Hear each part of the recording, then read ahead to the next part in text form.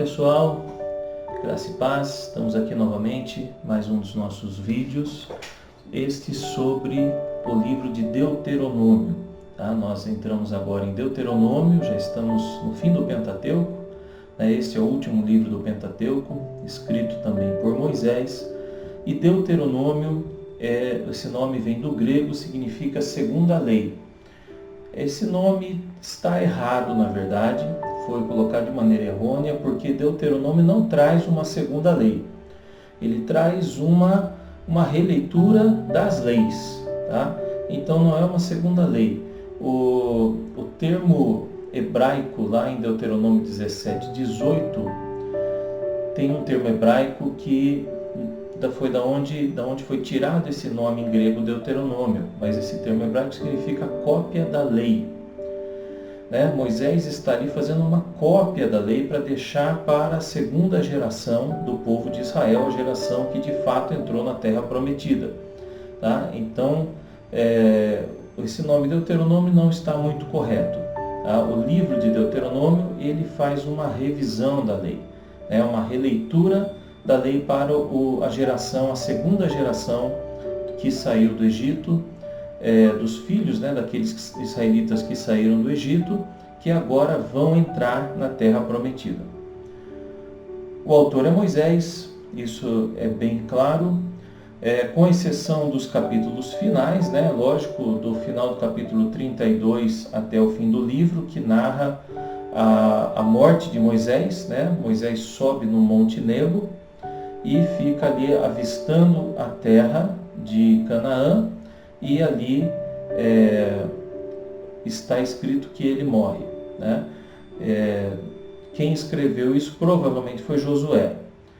E Josué escreveu do ponto de vista dele, né? Porque nós vemos depois lá no Novo Testamento, né? Nós vemos lá no Evangelho de João, quando ocorre a transfiguração de Jesus, né? Jesus sobe ao monte, leva lá consigo Pedro, Tiago e João, e ele ali se transfigura, né? Vem a glória de Deus, ele se transfigura e fica com o corpo como que glorificado, e ali aparece Moisés e Elias. Então é muito aceito que Moisés não morreu, que Moisés foi arrebatado em vida. Por quê? Porque fica muito claro também, o próprio Jesus nos ensina isso através da parábola do rico e do Lázaro, que não se pode, quem morreu não volta novamente para esse plano terreno, né? Ele não volta, a não ser, é claro, no dia da ressurreição, no dia do arrebatamento da igreja, quando os salvos em Cristo irão ressuscitar. Tá? Não há exceção, né? Quem morreu não volta para visitar quem está aqui, não volta nesse plano. Né? Ele está com o Senhor já nos céus, já aguardando o momento do arrebatamento da igreja. Então, claramente fica muito evidente que Moisés não morreu, uma vez que ele apareceu para Jesus ali no Monte da Transfiguração e junto com Elias. Elias não morreu, está muito claro isso. A Bíblia relata claramente como ele foi arrebatado vivo, né, para os céus. E então nós entendemos também que Moisés não morreu. Está escrito ali no final de Deuteronômio que ele morre por quê? Josué está escrevendo isso. Moisés subiu ao monte para morrer. Né? Provavelmente Moisés não sabia que ele seria arrebatado. Né? Então Josué ele entrou com o povo na terra prometida. Ele não ficou ali com Moisés aguardando a morte de Moisés. Tá? Então Josué entende que Moisés morreu. Mas nós vemos no Novo Testamento que, na verdade, não foi bem isso que aconteceu. Tá?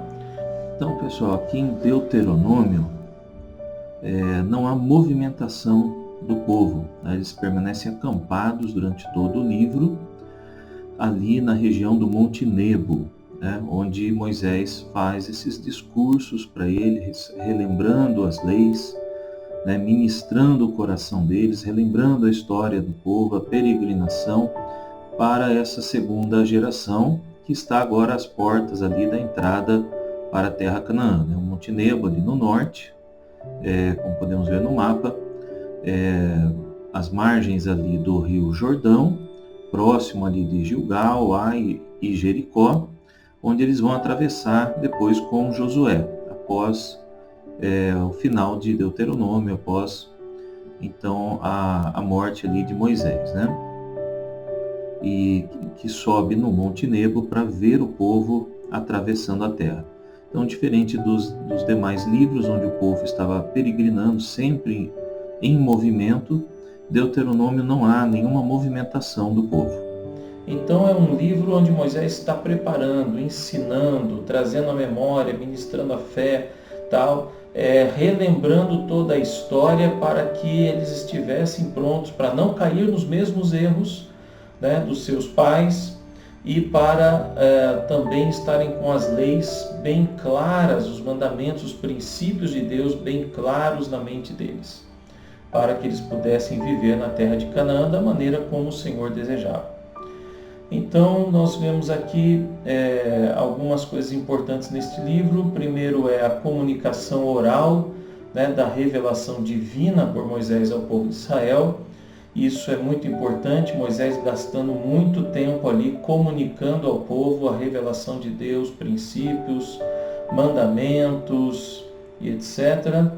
Nós vemos também, é muito importante entender, e nós entendemos através de Deuteronômio, que Moisés ele registra tudo isso em livros, né? Ele está registrando tudo isso para o povo, para que eles tivessem então agora escrito todas essas leis, tá? A nomeação de Josué como novo líder, isso é muito importante, lá no capítulo 31, Josué nomeado então como agora de fato o sucessor de Moisés. Moisés avistando a terra de Canaã do Monte Nebo e a morte então de Moisés, né? A morte porque está assim dessa forma relatado ali em Deuteronômio. Principais personagens de Deuteronômio são apenas dois, Moisés e Josué, são esses dois evidentemente, né, os principais personagens desse livro. Nós temos alguns temas históricos e teológicos. Primeiro, nós vemos a ênfase no povo, enquanto Êxodo, enquanto Deuteronômio, Levítico e também Números traz a maior parte das leis para os sacerdotes, tá? E para a função ali do tabernáculo, a maior parte das leis é para isso. É lógico que tem muitas leis para o povo, leis jurídicas, de ordem civil, de ordem penal também, mas a maioria é para os sacerdotes a respeito do tabernáculo. Aqui em Deuteronômio nós vemos que a ênfase das leis que Moisés revisa é para o povo, né? É de fato para o povo em geral e não somente para os levitas e sacerdotes. A convocação de Moisés à obediência à aliança em Deus. Então Moisés, lembrando o povo dos episódios de rebelião contra o Senhor, né?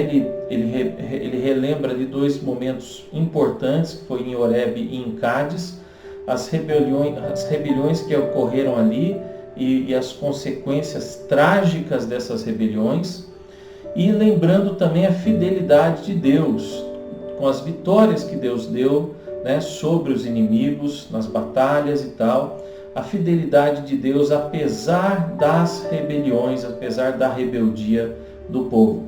Então Moisés ele chama a obediência e ele mostra a consequência da desobediência, mas ele também mostra a fidelidade de Deus à aliança. Então ele está chamando a obediência da aliança e está mostrando, olha, o Senhor Deus, ele é fiel, independente, né, de nós, ele é fiel.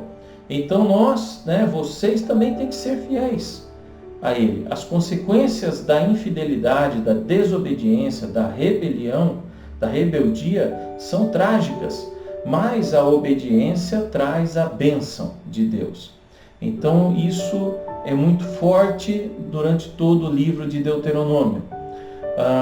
Também a convocação do povo a tomar a terra prometida, que Deus deu por juramento, né, como promessa a Abraão, Isaque e Jacó, mas a tomar essa terra na maneira de Deus. Então Deus dá uma série de ordenanças ali, diz o que eles não deveriam poupar, né? Como eles não deveriam se misturar com aquele povo da terra, como eles deveriam tirar aquele povo que estava ali em Canaã daquela terra, uma vez que já havia findado o tempo da misericórdia de Deus sobre aquele povo.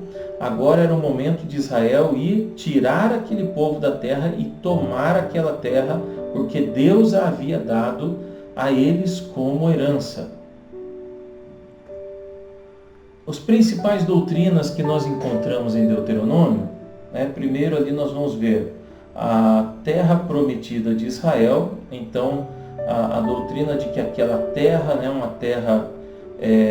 terra prometida, uma terra especial, né, tem a promessa de Deus sobre eles, tem uma razão de ser. Nós vamos ver depois lá no final de tudo, lá em Apocalipse, Jesus vai pisar aquela terra, né, existe todo um contexto envolvendo aquela região.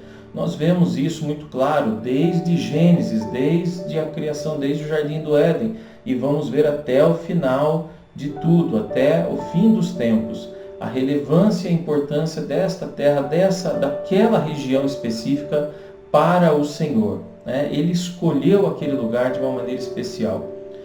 A fidelidade do Senhor, dando vitória a Israel sobre seus inimigos. Então a fidelidade a despeito da rebelião. A rebeldia de Israel contra o Senhor e as consequências da rebeldia. E a rebeldia, ela traz consequências, então nós podemos trazer isso para nós, né? A fidelidade do Senhor para conosco, apesar da nossa fraqueza, das nossas infidelidades muitas vezes, as consequências muitas vezes da nossa rebeldia também. Então nós temos que entender que existem consequências. A dispersão de Israel, então aqui nós já vemos muito claro, né? O Deus, ele começa então aqui já a mostrar de maneira muito clara para o povo de Israel que os seus pecados e a sua infidelidade teriam uma consequência drástica, que seria a dispersão de Israel. Importante ver isso agora, porque depois nós vamos ver de fato, né, durante o restante da Bíblia, uma boa parte, nós vamos ver essa consequência, nós vamos ver este castigo aplicado. O povo vai ser dispersado de Israel, não apenas uma vez, né, mais de uma vez, tá, por conta dos seus pecados. Isso antes de Jesus e isso depois de Jesus, né, antes de Cristo e após Cristo. A santidade de Deus e de seu povo. Então, Deus declara Israel como um povo escolhido, como um povo santo, separado, e ele também deixa claro que isso é porque Ele é santo. Ele é santo. Deus é santo. E para que Ele possa se relacionar, nós precisamos ser santos. O seu povo precisa ser santo. Isso é fundamental de entender. O caráter de Deus, nós podemos ver muitos atributos de caráter de Deus em Deuteronômio. Nós vemos Deus como um Deus acessível. Nós vemos Deus como um Deus eterno. Nós vemos Deus como fiel, glorioso, ciumento, justo, amoroso, misericordioso, poderoso. Nós vemos Deus cumprindo suas promessas, um Deus, né, que ele zela pelas suas promessas, um Deus que é providente, Ele provê todas as necessidades dos seus. Nós vemos Deus como justo e nós vemos Deus como verdadeiro, incomparável, único, sábio, mas também um Deus que se ira. Então, nós vamos ver vários e vários atributos do caráter de Deus em Deuteronômio. Depois, quando vocês receberem o material, vocês vão poder ver com mais calma cada característica dessa dentro do livro de Deuteronômio. Cristo em Deuteronômio. É muito lindo ver como Cristo vai aparecendo, né, desde o início da Bíblia, e como ele se revela e se mostra. É muito, muito incrível isso. E isso é uma das coisas que nós precisamos mais prestar atenção na nossa leitura, entendendo que a Bíblia toda ela aponta para um único centro, que é Jesus. Nós vemos aqui em Deuteronômio de forma muito direta Cristo aparecendo. Lá no capítulo 18, verso 15, o Senhor, o seu Deus, levantará do meio de seus próprios irmãos um profeta como eu, ouçam-no. Moisés declarou isso. Depois nós vamos ver isso lá em Atos. Vamos ler rapidamente lá em Atos, capítulo 3, verso 20. Para que venham tempos de descanso da parte do Senhor e Ele mande o Cristo, o qual foi designado Jesus. É necessário que Ele permaneça no céu até que chegue o tempo em que Deus restaurará todas as coisas, como falou há muito tempo, por meio dos seus santos profetas. Pois disse Moisés, o Senhor Deus lhe levantará dentre seus irmãos um profeta como eu, ouçam-no em tudo o que eu lhes disser. Então a Bíblia explica a própria Bíblia, né? O Novo Testamento lança luz sobre o Antigo Testamento. Então esse texto, essa declaração de Moisés, claramente estava apontando para o Messias, como nós vemos em Atos revelado que estava de fato falando de Jesus. Então nós vemos Cristo aqui claramente. Moisés também ilustra um tipo de Cristo, como nós já vimos antes, né? Ele é um tipo de Jesus e está ali também nesse livro. Ok? Então aqui nós encerramos Deuteronômio. É um pouco mais curto esse vídeo, porque Deuteronômio é uma revisão daquilo que nós já vimos antes. Então até a próxima. Deus abençoe.